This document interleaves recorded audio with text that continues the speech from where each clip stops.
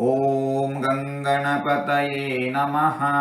ಶ್ರೀ ಗುರುಭ್ಯೋ ನಮಃ. ಹರಿ ಓಂ. ನಮಸ್ಕಾರ. ಯಜ್ಞ ಇಜ್ಯೋ ಮಹೇಜ್ಯಶ್ಚ ಕ್ರತುಃ ಸತ್ರಂ ಸತಾಂ ಗತಿಃ ಸರ್ವದರ್ಶೀ ವಿಮುಕ್ತಾತ್ಮ ಸರ್ವಜ್ಞೋ ಜ್ಞಾನಮುತ್ತಮಂ.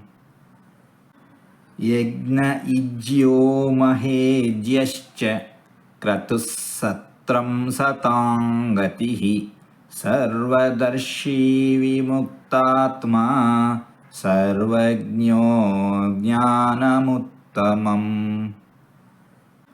ಯಜ್ಞ ಇಜ್ಯೋ ಮಹೇಜ್ಯಶ್ಚ ಕ್ರತುಃ ಸತ್ರಂ ಸತಾಂ ಗತಿಃ ಸರ್ವದರ್ಶೀ ವಿಮುಕ್ತಾತ್ಮ ಸರ್ವಜ್ಞೋ ಜ್ಞಾನಮುತ್ತಮಂ.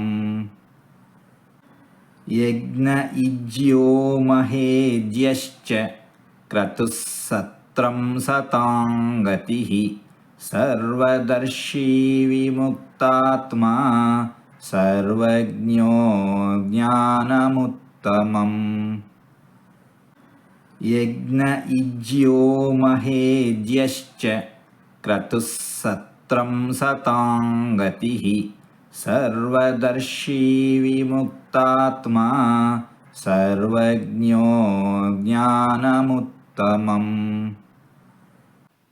ಹೀಗೆ ನಾಲ್ಕಾರು ತೊದಲು ಮಾತುಗಳನ್ನು ಆಡಿದ್ದೇನೆ. ಇದರಲ್ಲಿ ಏನಾದರೂ ತಪ್ಪುಗಳು ಇದ್ದರೆ ಆ ತಪ್ಪುಗಳನ್ನು ಬಿಟ್ಟು ಒಳ್ಳೆಯದು ಅಂತ ಏನಾದರೂ ಇದ್ದರೆ ಆ ಒಳ್ಳೆಯದನ್ನು ಮಾತ್ರ ಸ್ವೀಕರಿಸಬೇಕು ಅಂತ ಹೇಳಿ ಪ್ರಾರ್ಥನೆ. ಈ ನುಡಿಗಳನ್ನೆಲ್ಲ ಆಡಿಸಿದ ಭಗವಂತನಿಗೆ ಸರ್ವವೂ ಸಮರ್ಪಿತ.